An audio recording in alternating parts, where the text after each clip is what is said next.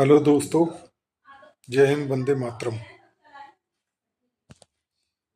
आज हम बात करेंगे दिल्ली में प्रदर्शन के नाम पर जो गालियों का नंगा नाच हुआ है। संविधान नागरिक को सरकार के खिलाफ शांतिपूर्ण विरोध और अपनी राय रखने का अधिकार तो देता है, लेकिन गालियां देना, संपत्ति को नुकसान पहुंचाना या संसद पर हमला करना फ्रीडम ऑफ स्पीच के दायरे में बिल्कुल नहीं आता।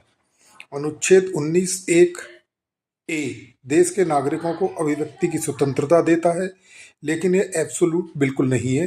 अनुच्छेद 19(2) के तहत इस पर रीजनेबल रिस्ट्रिक्शंस लगाए गए हैं।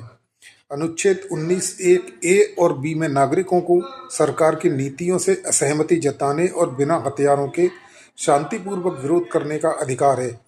इससे आम जनता के मौलिक अधिकारों का हनन नहीं होना चाहिए।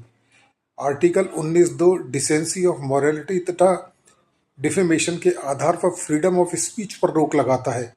भारतीय न्याय संहिता के तहत सार्वजनिक रूप से गाली गलौज करना, धार्मिक या सामाजिक सौहार्द बिगाड़ने वाली अभद्र भाषा बोलना एक क्रिमिनल ऑफेंस है।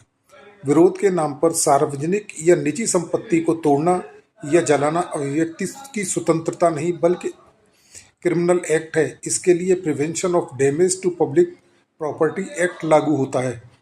सुप्रीम कोर्ट के निर्देश हैं कि संपत्ति को नुकसान पहुंचाने वालों से ही उसकी भरपाई की जाएगी और कानूनी कार्रवाई भी होगी।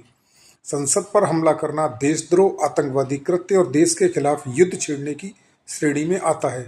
अनुच्छेद 19(2) में क्लियर लिखा है कि sovereignty and integrity of India तथा सिक्योरिटी ऑफ द स्टेट के खिलाफ कुछ भी बोलना या करना पूरी तरीके से रिस्ट्रिक्टेड है। ऐसे कृत्यों पर यूपीए जैसे कठोर कानून लागू हो जाते हैं। अधिकार और कर्तव्य एक साथ चलते हैं।